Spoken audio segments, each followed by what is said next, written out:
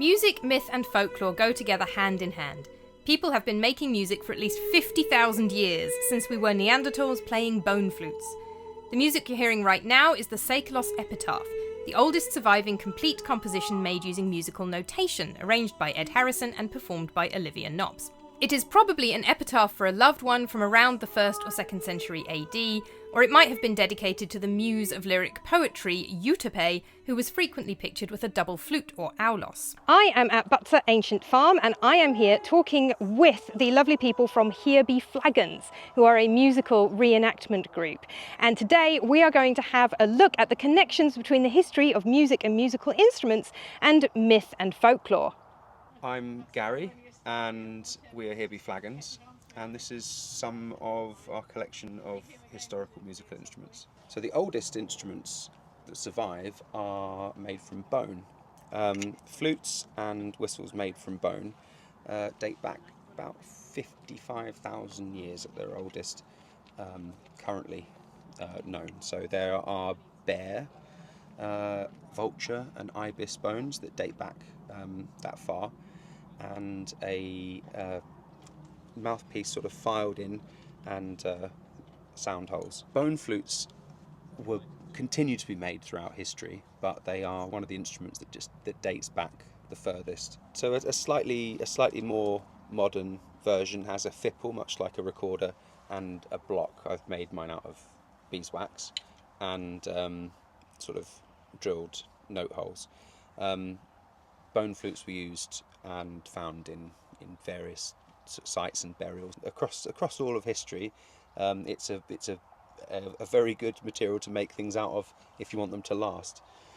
Flutes and shells from as far back as 55,000 years ago were pretty much playable after all that time upon finding, because they don't rot away.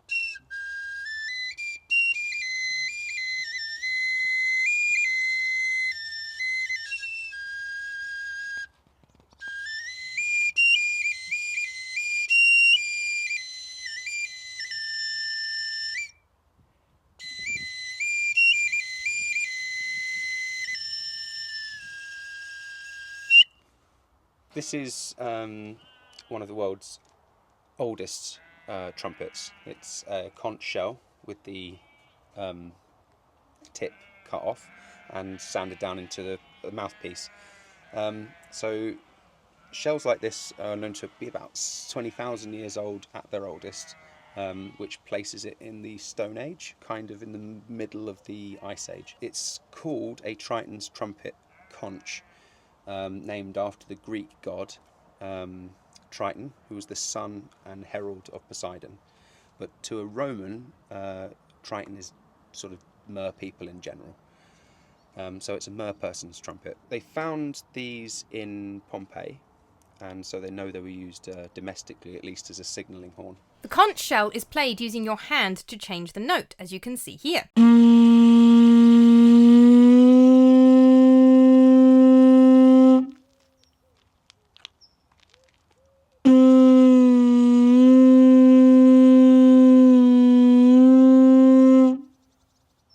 The name Triton's trumpet for the conch shell isn't the only example of how the very language we use to talk about music is often taken from Greek and Roman mythology, including the very word music itself. The word music originates from the word muse, and the muses were the daughters of Zeus and the sort of creators of music and song. The names of particular instruments are also often taken from myths, legends or deities, like the Celtic Iron Age war horn, the carnix, and most famously, of course, the ancient Greek pan pipes. Pan is famous for the pan pipes, but this had another name by the Greeks and Romans, which was syrinx. And the reason it's called syrinx is because it is literally constructed from the nymph Syrinx herself. As legend goes, Syrinx was a nymph. Pan fell deeply in love with the Syrinx, and he wanted to embrace her. She was not interested and didn't reciprocate his feelings, so she fled, and Pan chased her. She got to the riverbank and when she realised she had nowhere to go, she transformed herself into some reeds. Pan arrived. He couldn't find her. He got bored, he sat down, and he used the reeds to create the panpipe, which is called syrinx because of the reeds that we used to create it. So this is a Iron Age war horn, or a carnex. Carnex means antler. The antlered deity Cernunnos has the same sort of root word. Basically, it's the cern, the antler. This is a replica of a carnex found in Tintignac in France. It is the most complete one that's ever been unearthed. It came out of a burial with 7 in total. Ours is called Charlie. They were made from bronze, played from the bottom. So if once the mouthpiece is at the right level, they're about 2 meters up in the air. But they're found depicted on Celtic coins. There's a rather good depiction on the Gunderstrup cauldron of 3 carnex players on one side and Cernunnos himself on the other. They were used for psychological warfare against the enemies of the Celts, but primarily, most famously, the Romans, as carnex like this probably ended up in the ground after the Gallic Wars, where they were defeated. The burial wasn't so much a burial of a warrior. It was more kind of a dump of things into the ground. There was seven carnex and some ceremonial Gaulish helmets, all in fragments. So very, very few complete enough to see what they were.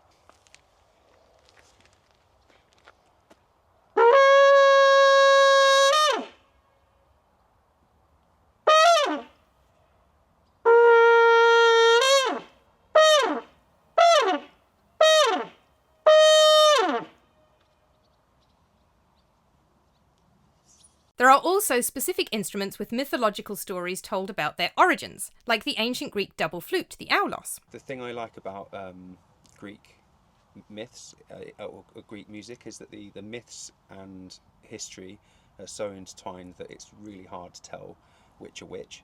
So the origins of certain instruments begin with Apollo created the lyre, or the aulos. Athena found or made the first aulos. It's unclear which, because the word for found and made are very similar.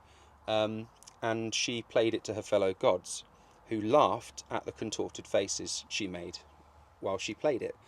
So she went away from their ridicule and their laughter and played it by herself, but caught the reflection of her playing it in the pond and realised that they were right. So she discarded the flute and cursed it. The flute was found by a satyr called Marsyas. And Marsyas learnt to play to a degree that he felt comfortable challenging the gods. So he challenged Apollo to a competition to see who could create the best music.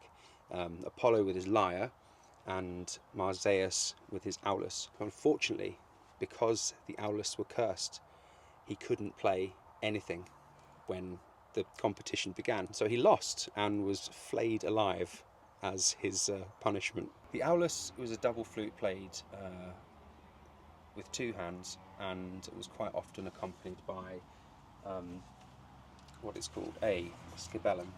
So the scibellum was played by the aulos or tibia player to keep everybody in time. The typical sort of Roman band that we see in mosaics tends to be an aulos player with a scibellum, a tympanum player, and cymbalum or cymbala players, which is either hand or finger cymbals. Typical Roman dance of the crotalistri would be playing crotalum. So crotal means to rattle, and we have pairs of instruments, like a crotala or crotalum, that are played during a dance or Crotalum, which were made from cane or wood and played like castanets. The word crotalon was an insult used to describe someone who talked too much. Crotal means to rattle, so crotalum are rattles. The genus of the rattlesnake is Crotalus, and a crotal bell is a bell where the pea rattles around inside, so basically crotal means to rattle. The crotalum were also used by Hercules in his sixth task. He was asked to clear the Stymphalian birds, which were monstrous, bronze-beaked, poisonous birds from a lake and from a marsh. But he couldn't get close enough to kill them, so he used the crotalum to scare them out of the trees so he could shoot them down with his arrows. So using the crotalum, he scared the birds into the air where he could shoot them down with his arrow, and those that weren't killed fled, and he took the remains of the birds back as proof of his task. There are some versions of this story where the task is discounted entirely because the crotalum were gifted to him by Athena, who was aiding him, and so they wouldn't accept it as something he had achieved.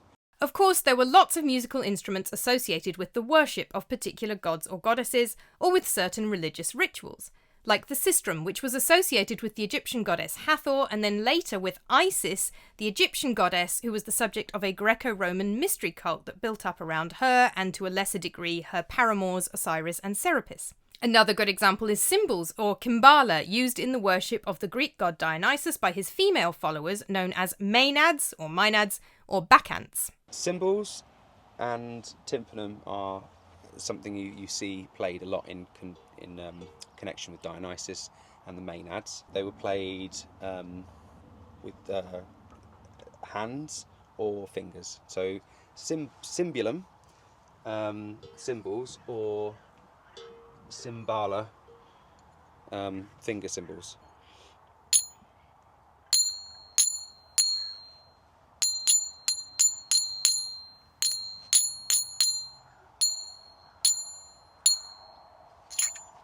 Originating in ancient Egypt, Sistrum is a ceremonial rattle used to call the attention of the gods.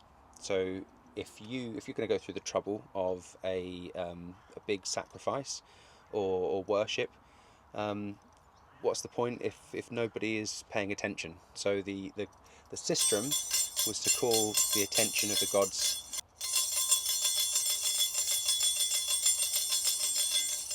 The ancient Roman cornu, the Roman equivalent of the Celtic carnix that we saw earlier, could also be used in religious rituals, though its primary purpose was a bit more practical. The arch rival of the carnix is the Roman cornu.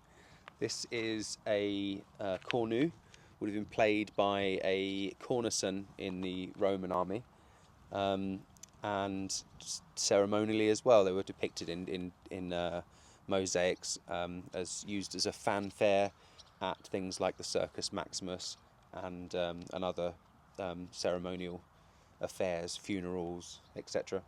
But as a cornison in the Roman army, you were paid double, and you had the job of coordinating the orders of the general to the army in order to sort of organise what was going on to a sort of far greater extent than what it suspected the carnix was used for. Basically, it was for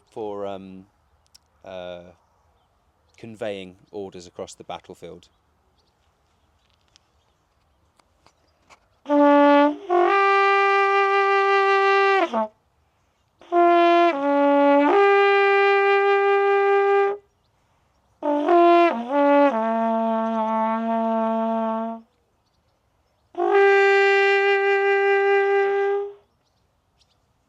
Finally, no video on the relationship between myth and music would be complete without a bit of lyre playing. The lyre, a stringed instrument similar to a lute, is one of the most famous musical instruments from the ancient world.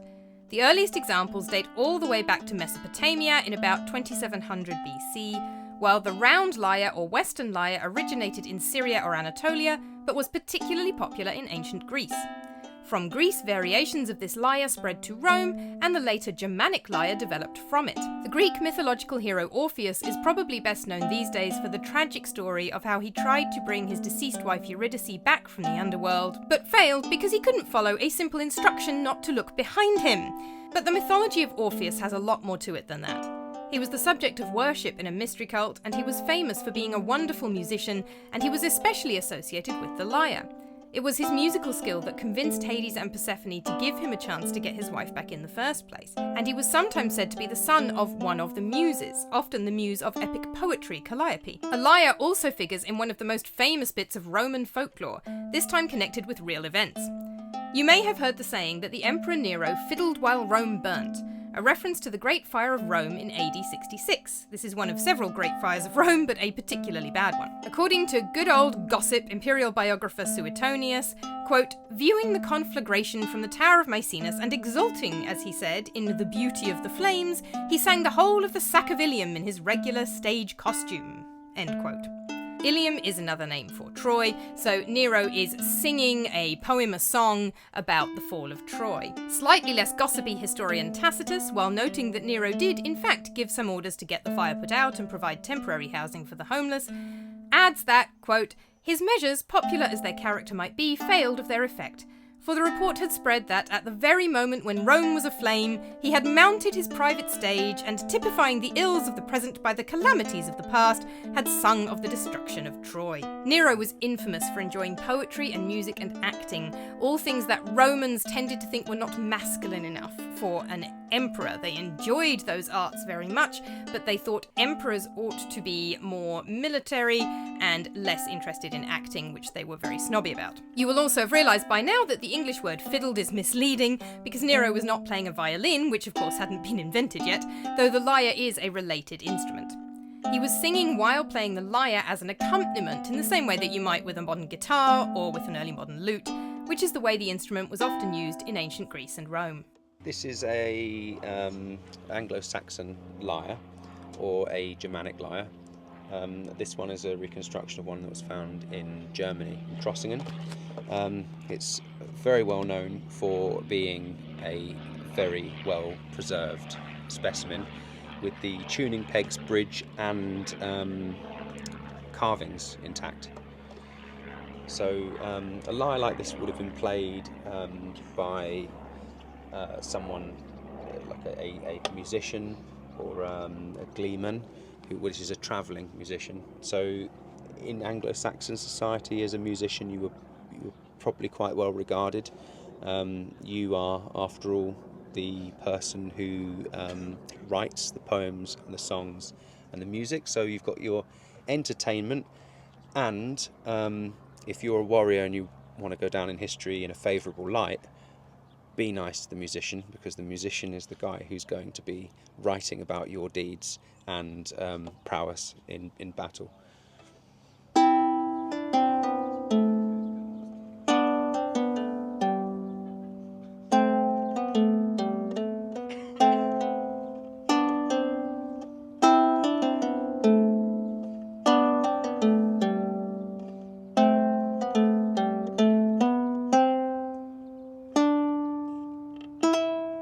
Thank you so much for watching. I hope you enjoyed this video. Do go check out herebeflagons.co.uk and see all that they have to offer and their upcoming events for the rest of 2024 and for 2025. If you enjoyed the video, please do give it a like. It really does help boost it in the algorithm. Subscribe to the channel for myth, legend, folklore, ghost stories, witchcraft, and weird and wonderful history in general. And until next time, thanks for watching. Bye! Freya fans, I couldn't bring her on this trip. I'll throw a bit of B-roll of her on the end here.